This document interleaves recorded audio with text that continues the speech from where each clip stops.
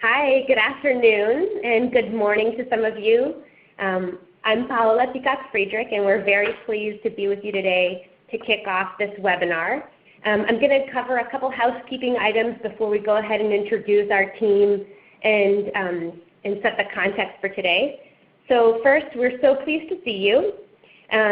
We hope our conversation today is just a springboard into future conversations. And stay tuned with our emails and our website for a follow-up conversation and perhaps even an opportunity to work together in the future. So some housekeeping items is for those of you who are joining us as participants, as you have, if you would turn off your cameras, that way we can allow the panelists to remain on camera. And it looks like we're in great shape already with that. Also, along the way, we would love and invite your questions. So there is a chat box at the bottom right of your screen if you're joining us from a computer, and you're welcome to enter in questions at any time during the webinar, and we will be fielding those questions as we go along and collecting them. Additionally, towards the end of the session, we'll leave plenty of time for questions and answers, and we again welcome all your questions at that point. We will have 2 polls during the course of the 1-hour webinar. So you will see a screen pop up and there's a question and there's an opportunity for you to enter in a response in your thinking at that time. These responses are completely anonymous. What we will do is collect them and kind of curate and look for themes and share them back with you after today. And lastly, our webinar is being recorded so that we can share it with other colleagues who are not able to join us today. So that is just a point to be aware of. Okay. Great. Okay. So I'm going to go ahead and get us kicked off with a round of introductions. And I'm very pleased to be here today with 3 colleagues of mine from Achieve Mission and Tandem Ed, and we'll have a 4th one joining us in just a moment. So if we go ahead with Dorian, if you'd like to introduce yourself. Hi, my name is Dorian Burton. I am a co-founder of Tandem Ed with Brian Barnes. Hi, I'm Ankita Javeri. I'm a Senior Associate Consultant at Achieve Mission. This is Mike Markovitz. I'm just recently named Co-Executive Director of the consulting work that we do at Achieve Mission. Glad to be with you.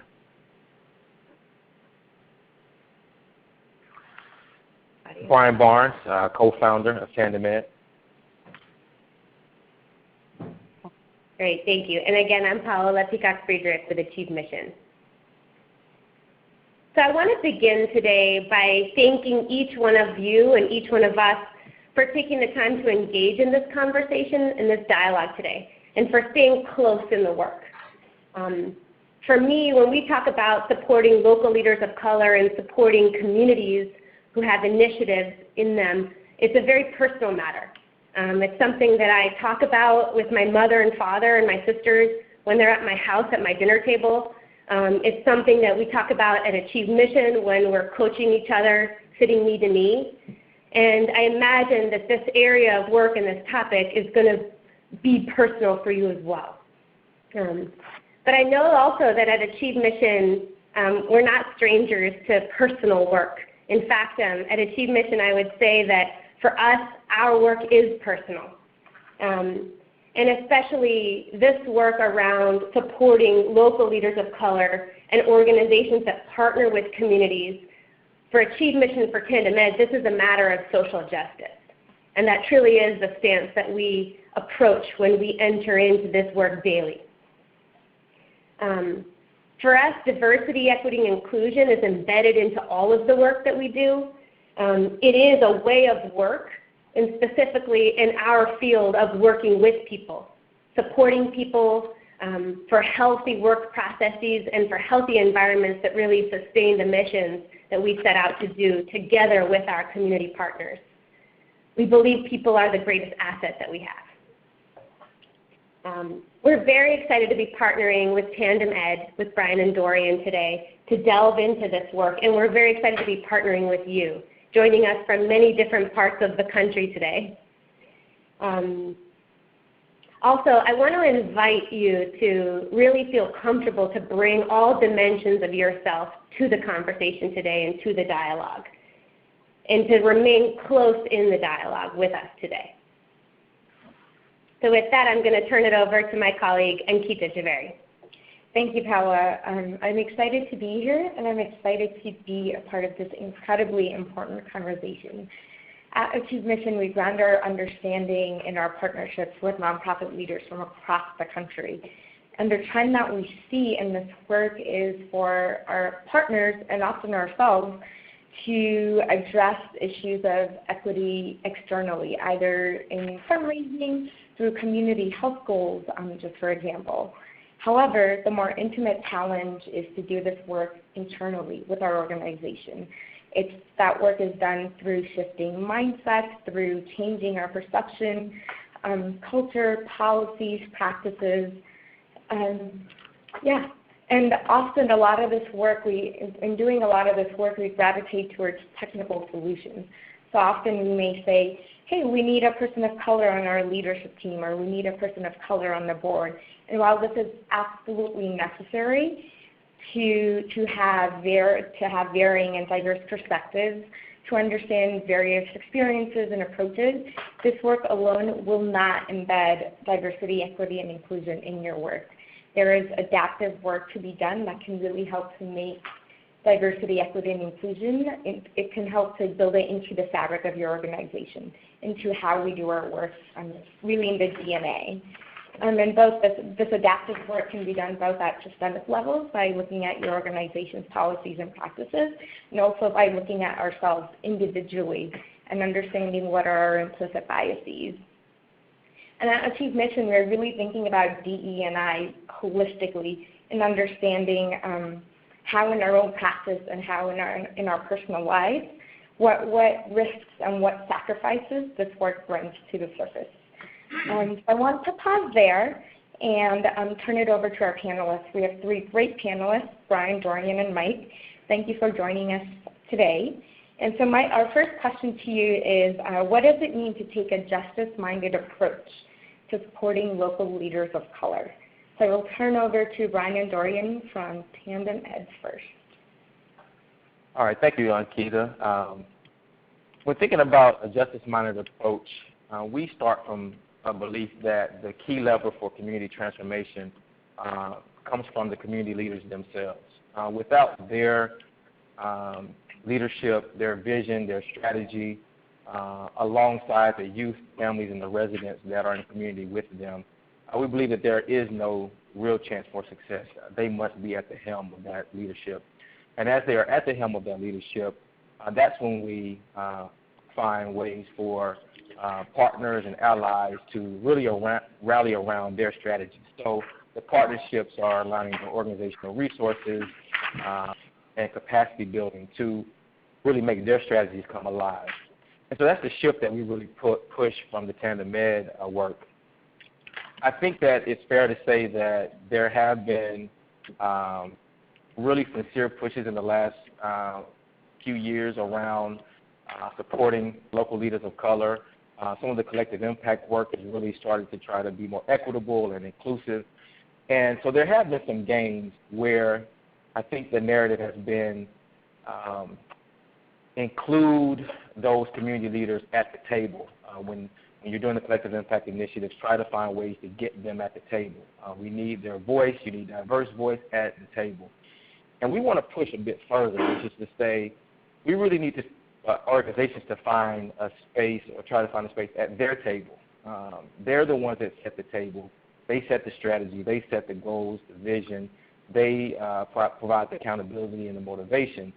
And organizations should try to find ways to get to their table and be supportive of their work. So we want to shift and push people a bit further than they've gone so that we can really get to a point to where we are maximizing the outcomes for the work that communities are doing. So with that, I'll sort of pass it over to Dorian to continue to make some points on that. I think, Brian, you bring up just some really important cogent points. I think one of the things that we see, particularly in our work with Tandem Ed and through our work with the nonprofits, like Brian said, individuals tend to create these tables first or map work that they have laid out without having community first and foremost at the front and leading the efforts. About 2 months ago, Brian and I co-authored an article in the Stanford Social Innovation Review that was targeted specifically at shifting from charity to justice in philanthropic circles. But I think it has a wide range of applications for what we're talking about right now. And so I want to dive into kind of really three of the things that we're really focused on at Tandem Ed and in our daily work when we're thinking about taking justice-minded approaches. And the first is, one, we need to be really cognizant about how the narrative that we promote within and for these communities tends to be very deficit-based as opposed to very asset-based, right? And so the folks that, again, can be super well-intentioned, but the way that we go about our work and describing communities of color and the folks that we work with, you almost, if you think about missions around achievement gaps, broken communities, the way that we frame from the onset, I think is very much so wrong. One of the things that we also really have to focus on is, are we touching existing leadership that is there? Are we seeking out the folks that are on the ground? Chances are that there have been folks on the ground doing work with the communities that you were aiming to serve long before you've ever been there. Have you sought those folks out to not only be involved, but be at the front of the initiative? Second, have you taken a deep dive into the historical context by which these communities are in the current situations that they're in, right? You have to be really, really clear that you're not dealing with broken communities, you're not dealing with broken people. What you're dealing with is broken systems that have historically disenfranchised these communities. Sometimes indirectly, but I would say very consistently, intentionally. And the third, are you working to get proximate and close to the ground for the communities that you're working with? You cannot do this work at a 50,000 foot from behind your office, behind the desk at your office. You really need to go into the community, speaking to parents, speaking to community leaders, asking their opinion, really sitting down to seek to listen, not just to convey something that you might already be thinking about doing, but hear about what's going on. What are the challenges that they face and what are the opportunities that they face as well? And I think that is really core to what we feel is the initial starting point towards moving towards a more justice-oriented approach. Thank you, Brian, for that as well. I want to turn to Mike for a second and see, Mike, what are your thoughts and reflections on this? Great, thanks. And it's really good to listen to both Brian and Dorian relative to this, and I want to pick up on something that they said, and what it means for me as a white person to support local leaders of color and have a justice-minded approach. First step is I need to know who those local leaders of color are. For many of us, we're not as engaged in those communities, and we might need to get engaged in the local community in new and different ways than what we've been used to doing in the past in order to identify who those local leaders are and build relationships with them. Then secondly, having done that, and again, building on what Brian and Dorian said, it can't be me as a white man coming in with my ideas of what support they need. It has to start with me listening, checking that I have understood them, and then providing support that meets their articulated needs. And, there will be times when the support they need might not be what I had in mind as the support that I was thinking I would be there to provide, and I have to get okay with that. So for example, what local leaders of color might need me to do is arrive early for an event and help arrange chairs and put flyers out on them or whatever. I think this is what it means to take a justice-minded approach to fully back local leaders, to help local leaders to do their best thinking and take leadership, and for me to do really whatever supports them to be the best leaders for their communities that they can be, and that's what ultimately will support the communities themselves. Great. Thank you, Mike. Brian, Dorian, anything else you would like to add to that? Yeah, just one quick addition. Absolutely. I think in our work we found, well-intentioned people who want to make this leap. One of the burning questions they ask, or they want to ask but may be afraid to ask, is sort of what if the community is not already activated, or what if there are no community leaders? What if no one is doing the work that you're telling us to be responsive to and supportive of? I think that the answer that we want to say is, one, there are always people who are within the communities who have the ability and the assets to lead. So that's the asset-based piece that Dorian spoke to. But another piece of it is, we find that organizations and leaders within institutions can also, what we say, sort of supplicate the emergence of that community leadership. So sort of taking on the narrative of being the organization that's going to save the day or it's going to save the community can sort of fill up that airspace to where it may be difficult for that community leadership to emerge or show itself that we're seeking or that we feel is not there. So part of the work is really affirming these emerging leaders and pushing the narrative in as many ways as possible that they are capable of leadership, they are present, and we really want to find ways to be supportive and responsive of them. So just want to address that question that often comes up for people as they're thinking about this work.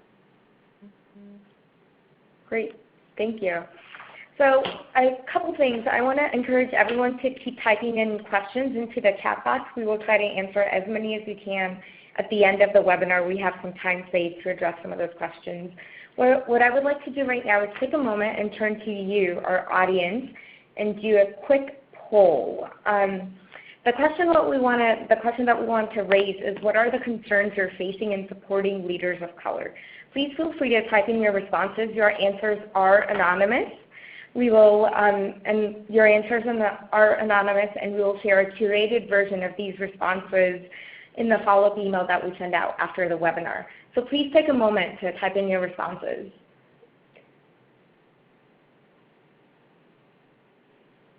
Once again, the question is, what are the concerns you are facing in supporting leaders of color? Your answers will be anonymous, so we'll just take a second, think about the question. It's meant to spur some thinking. So feel free to type in your responses.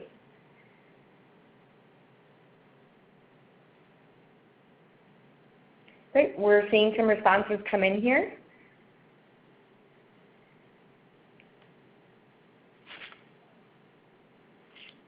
There we go.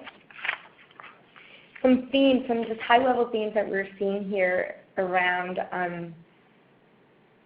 understanding needs and understanding sort of the shift in power and control. Those dynamics come into play. Those are some of the high-level themes that we're seeing here. So I'll just pause for another maybe 10 seconds before moving on.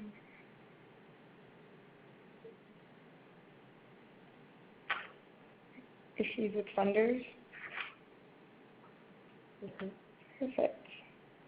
All right, so thank you everyone who participated in the poll. We will have another poll later in the webinar, and we, again, highly encourage you to participate in these.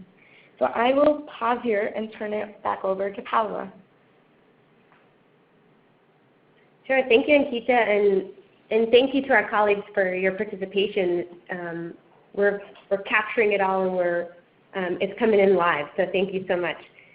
Okay, I want to pose a second question to our panelists, and this one really is around thinking about our own work and putting our beliefs into action. So some of the questions that are coming in are, well, what are the barriers with regard to philanthropy? What are the barriers with regard to structural inequalities?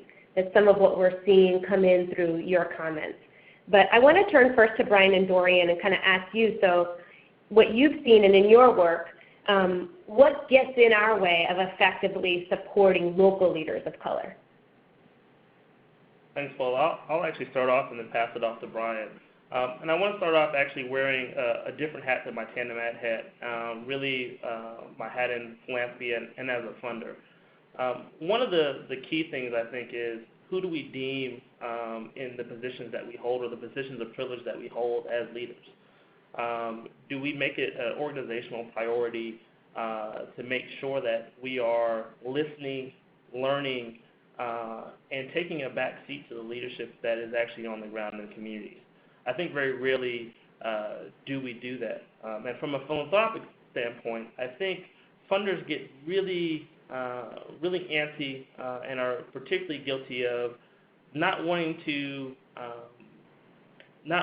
support efforts that they don't necessarily have control over the outcomes, or have a clear line to what the deliverables are going to be.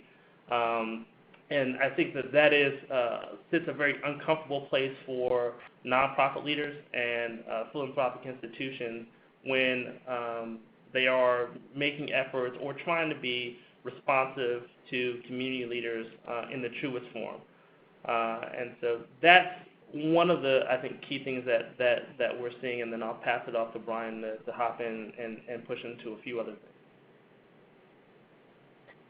Yeah, I think one other thing that we see, I think we've seen this probably more so with working with district leaders or those who are working in schools, school districts and school leaders, is sort of being willing to go down this road, but sort of unwilling to face the perceptions and the judgments that are going to come from within the organization and even perhaps in the community when they make those shifts. So let me give you an example. So when we've sort of work with some school district leaders or principals, they say, hey, sort of want to make this leap, but here are some of our concerns. So one concern would be they are concerned that parents and families might perceive this as a blame on them, to say, the reason that we're not succeeding in our schools is because you as parents and you as a community have not stepped up to the plate. You have not led the strategies for change for your children. So they're concerned that the narrative will be twisted in that way. Or oppositely, as we're always trying to get teachers and other staff to really be fully committed to their students, and most of them are, I would say, there's still the concern that this might allow some teachers to use this as an excuse not to give their all with students.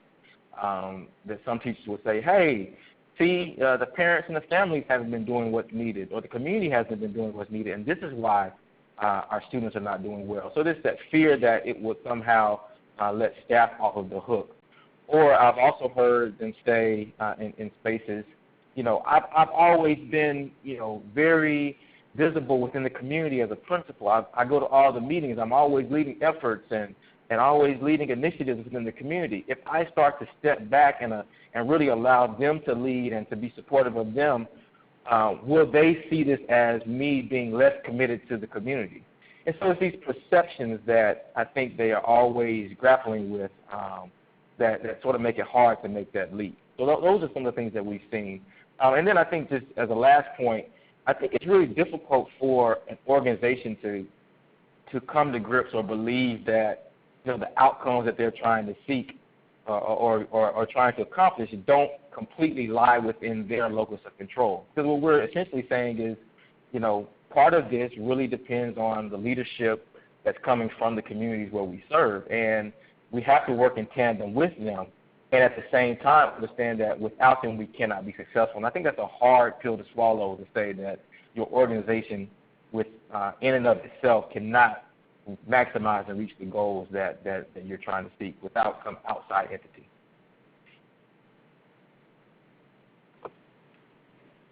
Thank you, Brian. You bring up a really critical point, which is one of control, and control over outcomes, not only control over making decisions. That is certainly very alive and critical in this in contemplating this work. I want to turn it over to Mike also from your perspective. Can you just confirm that you have audio, Mike? Okay, we may have lost Mike's audio. All right, so maybe I'll just turn it back to Brian. Okay. Brian for the next question, yeah. Sure. So, Brian, you shared this perspective specifically around your work with Tandem Ed in schools. And before we circle back around to Mike's perspective, I wonder, Dorian, if you want to share a little bit more with regard to what you've seen at Tandem Ed and in your working communities, what gets in our way of effectively supporting local leaders of color. I think it's also a clear mindset shift in the mission of the organization. I think we tend to use a lot of buzzwords around equity, diversity, and race, and in some cases use them as an add-on as opposed to being core to our mission and the work that we do. What I've seen with many nonprofit leaders or organizations that are trying to do this work is, they'll hire in one or two individuals that are of color and pass it off to them and say, here, you guys do the equity work while we kind of move in here, as opposed to this needs to go through every stream of the work that we do. It needs to be seen in our values, in our actions, in the way that we move, in the way that we engage communities, in the way that we advocate for justice.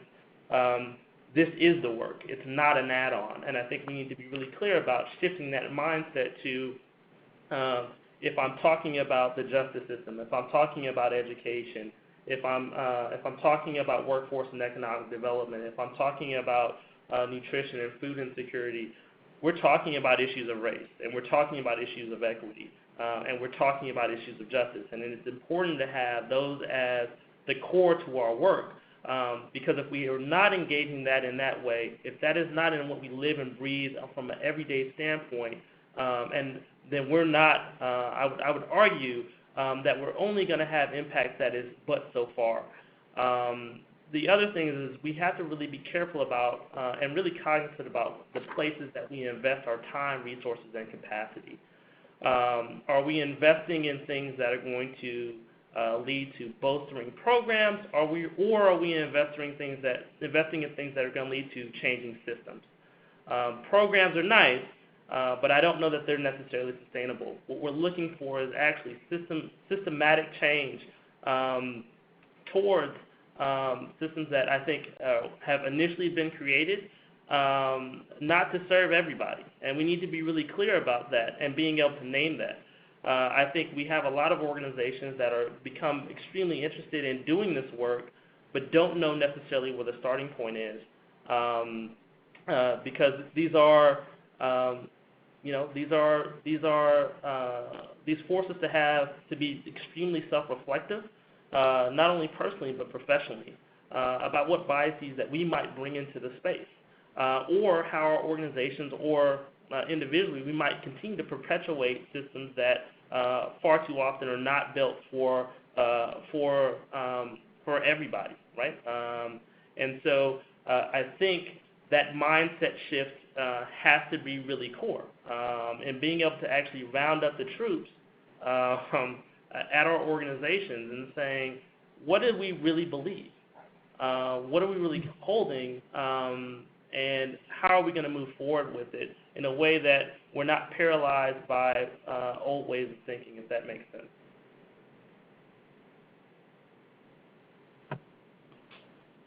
Yeah, Brian, Dorian, thank you. I think you touched on two critical points. One was first just kind of talking about what it requires to get alongside leaders and to really identify and see the assets in local leaders. And we'll be circling back to this concept of tokenism. What does it mean to authentically partner with local leaders of color and not just get through the quota of like we've got a leader of color on our team, or kind of that token or quota mindset. And then you address the second point, which is really around the structural design of the way systems are. And so what are we doing that either reinforces those inequitable structures, or how do we begin to identify them and deconstruct them? Thank you so much. Paula, just to add on and to hit on that question around tokenism, Mhm. I will tell you, it is not enough to have a person of color on your team to say that you have a person of color on your team. It is also, you need to be very thoughtful of what type of positional power does that person hold within your organization. Are they decision makers? Right. Are they? But also, are they? Do you have folks that are representative of the communities that you serve in positions of power in your organization? How are they guiding and informing the work that you're leading? You're trying to do. Community engagement is another big one, and I think that we have very varying levels of understanding of what it actually means to engage a community. Asking, when you're thinking about community engagement, that is not asking them to support things that you're already going to do. True partnership, it's multi-directional. And if they do not have influence on your work, if they are not sitting in spaces of positions of power where they're making decisions and able to have that veto power and be critical partners in the work, then I would argue that you really have to start to rethink your strategy and really think about how you view diversity on your team and diversity of voices and diversity in the leadership. Again, that tokenism thing comes up very, very much so in the work, and I see deep frustration amongst leaders of color that are in the space because they are not out front given positional power, putting them off into a cubicle and saying, hey, you are an equity and diversity person. If it's not coming from the CEO on down, then again, I think that organizationally you might be missing the mark. Mm-hmm. Yeah, absolutely. The authenticity of the decision making and position and contribution to the team is critical. Yeah. So I want to turn it over to our co-executive director, Mike Markovitz, and thank you for coming in here with candor and with courage, Mike. And so, from your perspective, as you mentioned, as a white male and leader in this space, what gets in our way of effectively supporting local leaders of color? Great. Thanks, Paula.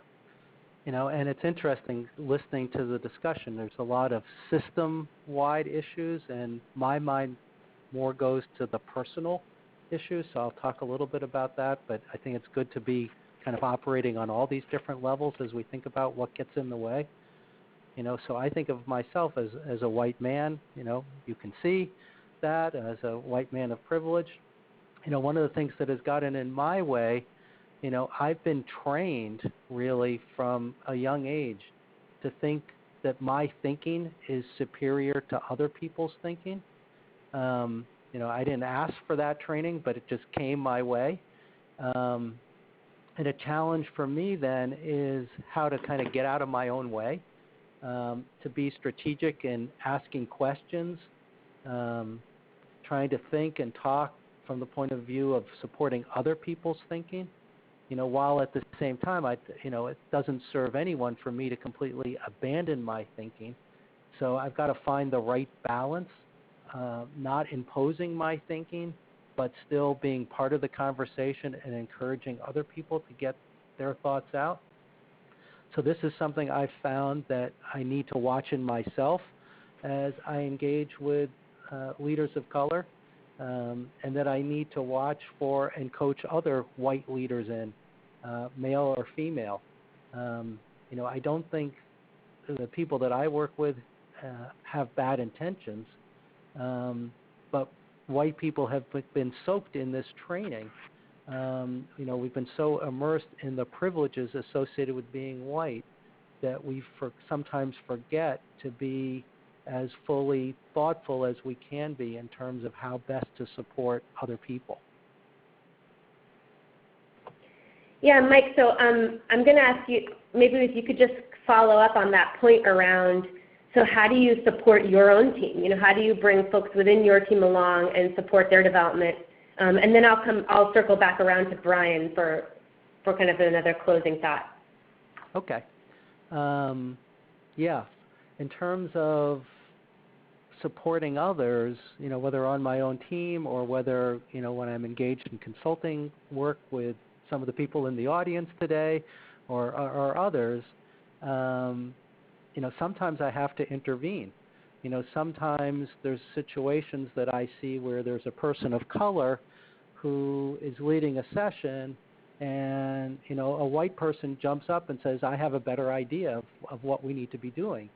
And I've had to kind of speak up and say, hey, wait a second, this other person is leading the session, let them lead. And I think what's critical there, as someone who wants to intervene to interrupt racism, is to identify, well, what is the underlying issue that is causing someone to want to jump up and take over. What all of us have issues, fortunately or unfortunately, but when we act out, when we as white people act out those underlying issues towards people of color, that is racism, and so we need to step out of that. A second place, just to mention again, all of you out there in the audience, I know many of you, if not all of you, can identify with this, and it again relates to something that Brian and Dorian said about tokenism as well, is when you're doing hiring. And I see two types of errors happening relative to hiring. One is setting a higher bar for a person of color to get a job because of racism, and that racism causes us to not believe people have the skills that they actually have. And then the other type of error, in an effort to try to counter racism, is we take chances on people, and sometimes we put people in a position beyond what they're truly ready for, and they fail. Both of these are errors. Not giving someone a chance and or giving someone an opportunity that way exceeds what they can actually do. Of course, we want to give people stretch in their roles, but this is particularly an issue when we think about hiring people of color, because the other thing that happens is if we hire a person of color and put them in a place where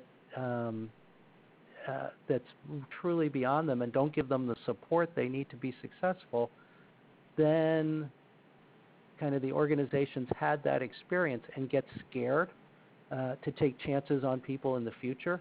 And so one of the things that I do, both internally and then with our clients in the nonprofit world, is help people to accurately assess people's capability and take smart chances on people in order to build an organization and try and build leaders of color who are successful.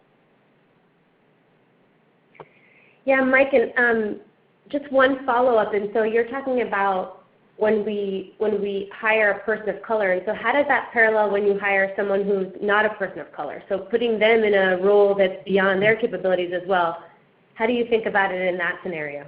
Yeah, it has the same, the risks are the same, Paola, but the difference is when we do that with a person of color and we don't provide the scaffolding and support for that person to be successful, then the organization sees that, and for some people it can reinforce perceptions that people of color aren't capable. And so it can reinforce institutional or organizational racism, which, and I think that's why we need to be particularly mindful.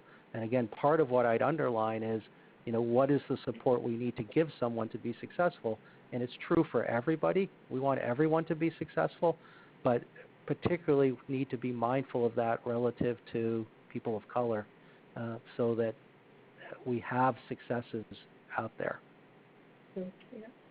Thanks, Mike. And I'm going to turn it over to our participants in just a moment with one other poll. But at first, I want to circle back around to Brian and just finishing out some of, if you have another thought with regard to what gets in our way. Yeah. So over time, Dorian and I began to see patterns between sort of things that get in the way of people being able to make the leaps that we're talking about. So I'll just sort of quickly share them, and the slide shows it. So one would be just, does an organization comprehend or understand the argument or the theory of change, so to speak, that we are suggesting? Do they understand or even believe that there's possibilities for them to have greater outcomes if they are to work alongside and in response to community leadership? Do they believe that motivating factor of having the people that they're trying to serve be at the helm, pushing the work and then finding a way to be responsive? Do they believe that will actually work? Do they understand the shift that we are proposing? And so that sometimes can be a hard roadblock, and that goes also to the mindset shifting piece that Dorian talked about. The second one is around just willingness. So oftentimes, people will understand, but the question is, are you willing, and are you willing to take the risks that are associated with it? And that also links back to some of the things I talked about earlier around perception. Are you also willing to face some of the changes in perception that will come with it? Even if it is going to get you to a greater goal, there are still some costs associated, and are you willing? And so, if you get to the point where people comprehend and they're willing, then the last point would be the skill. Are you able to now, take these ideas and this approach and sort of change of thinking and implement it on a day-to-day basis? And so sometimes, there's sort of these guiding strategies that we give, and I know Achieve Mission does also. And then, at some point, it is incumbent upon the organization or the person to say, on my day-to-day, when I'm making hundreds of decisions, how does this overarching mindset shift affect this individual decision that I have to make? And sometimes there may not be a playbook for every single detailed decision, but there is a sort of mindset shift that can guide it. So those are the three areas where we find people to sort of get hung up: comprehension, willingness, and just the skill and creativity to pull it off. Great, thank you. So like Paula said, we want to turn to our audience again for a poll, and this really is related to the point that was just made around taking a risk and how do you start to do your best work in an uncharted territory or sort of exploring this area of uncertainty. So the question that we have for you today is, what sacrifices would you consider making to do this work well? And we will ask our panelists this question as well after the poll as a question to round out the webinar before we move into question and answers.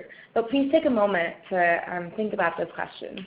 And again, the answers will be anonymous, and we will report out on a curated list of these answers in the follow-up email to the webinar.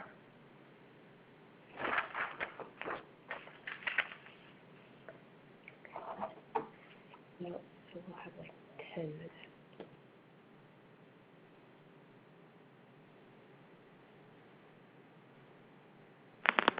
We see some responses coming in. We encourage you to participate.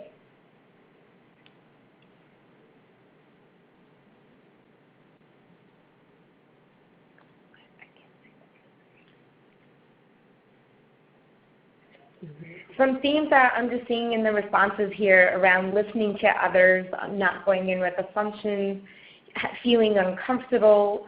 Again, the shift in sort of power time is coming up. So we'll just maybe take a few more seconds, any last responses, before we move into our last question. Time is coming up as a particular sacrifice, the risk of putting ourselves out there. Yeah. Sort of being in a zone of uncomfortness, harboring that sort of new territory. All right, so we'll pause here, and I would like to ask our panelists our last question, the same question. What personal risk or sacrifice do you consider making when supporting our local leaders of color? So I'd like to go to Dorian first, and then Mike, and then we'll round out with Brian. Well, first, I want to say thank you, Mike, for, as a white male and a leader in the space, for having I think a very courageous conversation and pushing this within your organization to have it. I think that takes a lot of courage and something that we need to see a lot more of in the work. You know, when I really look at this question around personal risk and sacrifice, this work does not come without that. It comes at I think perhaps some deep personal risk, some deep organizational risk. You know, from a philanthropic standpoint, one of the things that, you know, I very, very, very clearly see is that when folks are, you can't take everybody along with you. And so when you're trying to make this shift from shift into a justice-oriented mindset, not everybody's going to be there with you. You might lose some funders. You might lose some members. You might lose some of your staff. Because not everybody, I think, is willing to have those courageous conversations or to stand out in front. You know, there is a risk around, you know, thinking about how do you examine your privilege and being able to think about what that means for you when you engage other people. You know, I think at the end of the day, those sacrifices are core to actually having impact and actually having change. You know, the kind of going back for just a minute, you know, having those courageous conversations with yourself, having those courageous conversations with your organization, being able to take a personal and an organizational inventory about what you actually believe. There's risk there too, because you might be challenging assumptions that you've held your entire life, and that is not easy. But at the end of the day, if you can believe that folks that are coming from my community or my son deserves just as much of a chance as your son, and you look at my son and you have the same expectations and are willing to put the same type of support behind my kids as you are for the kids and communities that are in your own house, that is the right thing to do. That is moving towards taking the sacrifice and actually righting a wrong. And getting away from, you know, what we and Brian refer to as charitable acts, but really getting to the crux of what justice really is. And really, you know, going forward, and I'll stop after this is a systems levels problem, right? This is not something that just occurs within a program or an isolation of your organization. These are systems that again, have been very intentionally created in some cases and continue to be perpetuated that disenfranchise our communities, and particularly our communities of color. And given I think the national climate, and not to dive too much into politics, but we don't live in a post-racial society. And so you are fundamentally talking about issues around equity, race, and justice in the work that you're doing, and making sure that you keep those first and foremost on your personally and professionally, and are willing to be courageous in the work and make those sacrifices, I think is key. Great. Thank you. Mike? Sure. First, thanks, Dorian, for your kind words, and you know, I feel honored to be in this conversation with you and Brian and Paola and Ankita. So, you know, this is, you know, just the beginning or a next step. There's so much to be said here, and I totally get and agree. This is a way, you know, this is a system problem, you know, bigger than any single organization, and still, you know, relative to this question of, you know, what sacrifice or risk would I consider making to support local leaders of color, you know, as it often does, it comes back to something personal. And so let me say something about that, knowing that it's in the context of a much bigger system that's bigger than any single person and whatever. But one of the things that I think, you know, I've seen other white people get hung up on is striving for the 100% optimal at all times, you know, and having that go against backing someone else's leadership and specifically a person of color's leadership.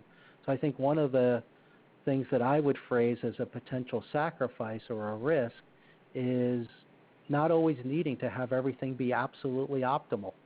And you certainly don't always need to get to the optimal immediately. This feels like a sacrifice. I don't know if it really is one or not, but it feels like a sacrifice because it goes against those ingrained patterns of white superiority, white better than, white know-it-all. What I try to think about and what I would want us to think about, what does it mean to have things go well for everyone? And I think that's something that's good. And I think sometimes if something feels to me like a sacrifice relative to that, then maybe that's a signal that I'm on the right track. Because I'm actually backing others as opposed to striving for some ideal optimal that might not even be correct, that might just be what I think and isn't truly that. Great. Perfect. And then, Brian, I want to turn it over to you. Yeah, and thanks again to all of you for this courageous conversation. Just of the three challenges that we talked about earlier, I think that second one around willingness is the key, because comprehension and even skill are things we can work at from a technical standpoint, but willingness is a matter of the heart. And I think that the question really boils down to sacrificing advantage and what some would term privilege up against the idea and the ideal of American justice and equity. I think it really boils down to those two sort of competing with each other. Do we really believe in this country around justice and equity, and all of our citizens have a right to those ideals? If the answer is so, and within a historical context that Dorian alluded to, then we have to rethink advantage and privilege and how it came about and how to bring it back in line in a way that meets those justice and equity ideals. So really, I think that it's about values, and one of the questions is, for organizations is, where does justice stack up in the list of values? There are other values that are very important. We have to ask the question of where does justice stack up, and I think that's a question to end with. And then just again with the technical pieces, I think that's things that we can work on. We can continue, and I know that we've talked about continuing to do this work with the participants together as we delve deeper into the practical side. But again, the justice and equity versus the advantage and privilege is one of the key tensions that I think really stands at the center of this conversation. So that's where I think the sacrifice really happens. Thank you, Brian and Dorian and Mike.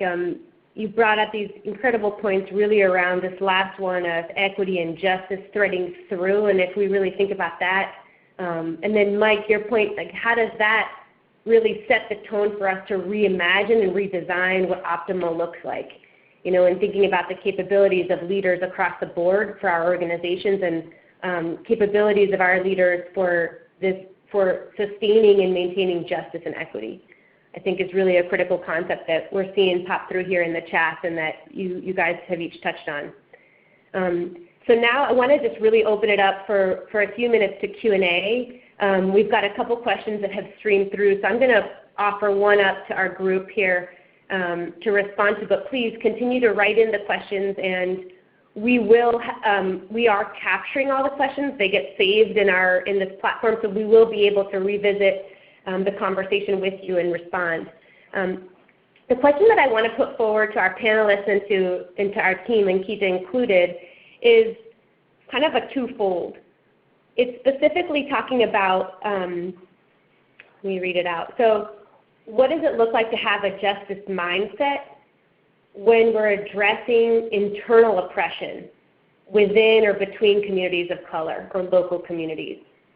And so what does it mean to kind of address, to kind of balance the pushing for outcomes and addressing local leadership, but also within a community of color? And this is coming from a colleague in New Mexico.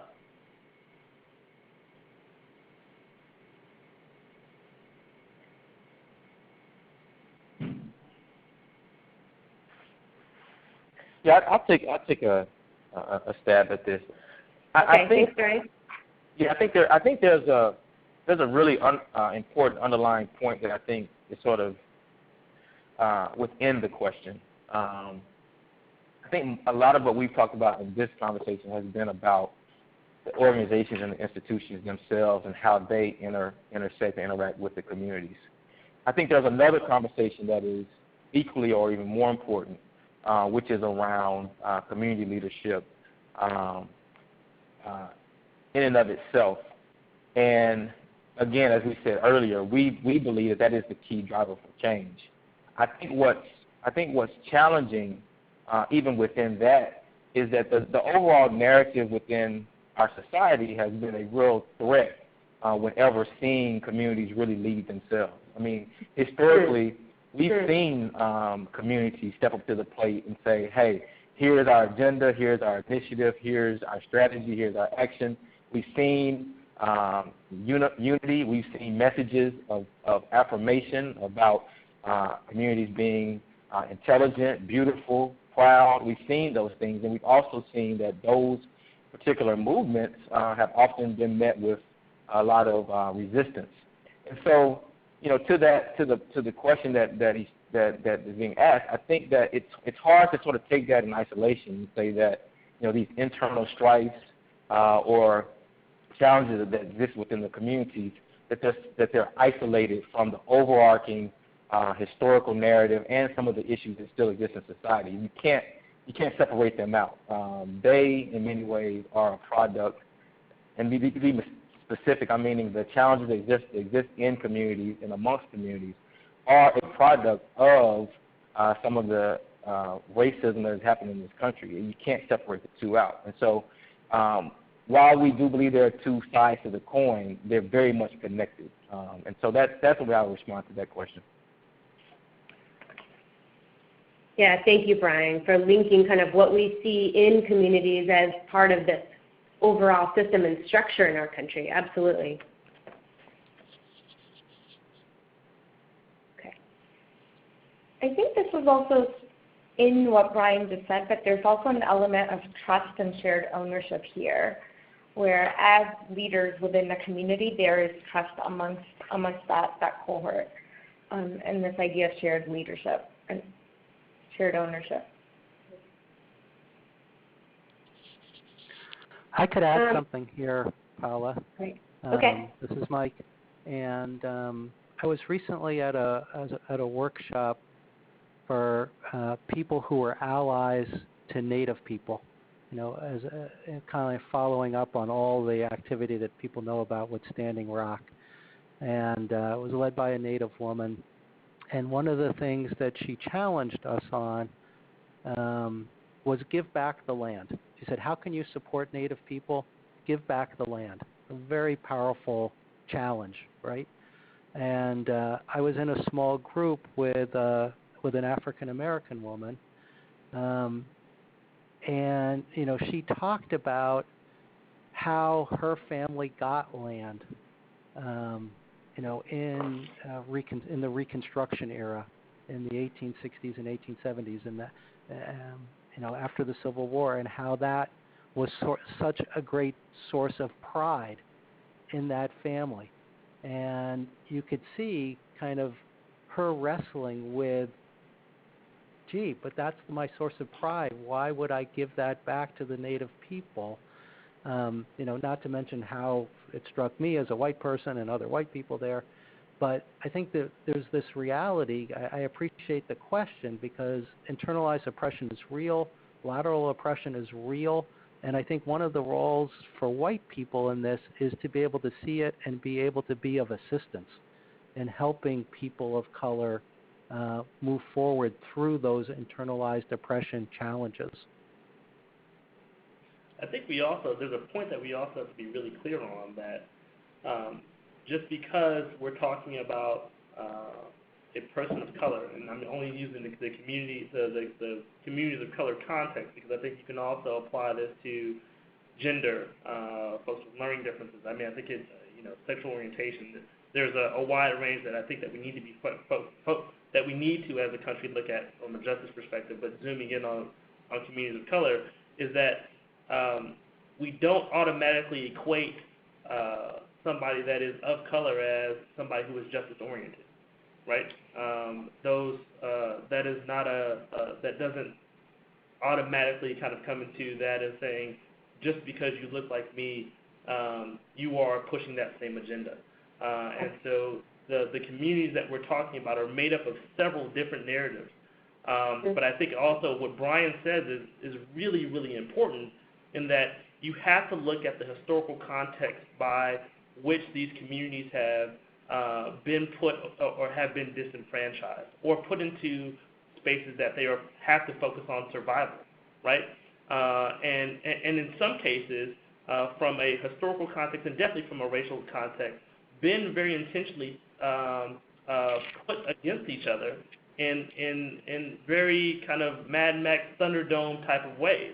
I think philanthropy is also very guilty about that around who we choose to support, and almost focusing or forcing organizations and individuals to compete within specific communities for dollars and for resources. And those create very real tensions that don't mean that both organizations might not be justice-oriented or moving in the same direction, but we've put them in situations both historically and currently that put sides against each other. Again, if you look at systems and you look and really kind of dig into the history of that, in some cases that was very intentionally done. Yeah, Dorian, thank you for bringing us back to this underlying point around the justice mindset. And that really is something that we opened with and you brought us to a close with. So again, as I mentioned to our colleagues, we are eager and hungry to continue engaging with you, and we only just got a little bit of a taste of your comments and questions, which were so thought-provoking, and really starting to elevate kind of underlying issues within communities of color across communities when it comes down to resources and where they're allocated and how those decisions are made. So please, you can see our emails are here. We will send out an email with some tools and resources that we'd like to share out back to you and to everyone who registered for the webinar. And we do hope, we're planning to see if we can host another follow-up conversation or two, so please stay tuned and reach out to us with any kind of feedback, question, comment. We really do want this to be a dialogue and a partnership that's long-standing. So I want to say thank you to our teammates, Ankita, Dorian, Brian, and Mike. And a very happy birthday to our colleague Michaela Seligman and to Mike Markovitz tomorrow. No. Thank you. Thank you. If you have any closing thoughts, go ahead and chat them in. Thank you for joining us from near and far, and thank you to my family for logging in and listening today. Gracias, los amo mucho. Hasta luego. Bye. Thank you. Thank you, guys. Thanks. Thank you.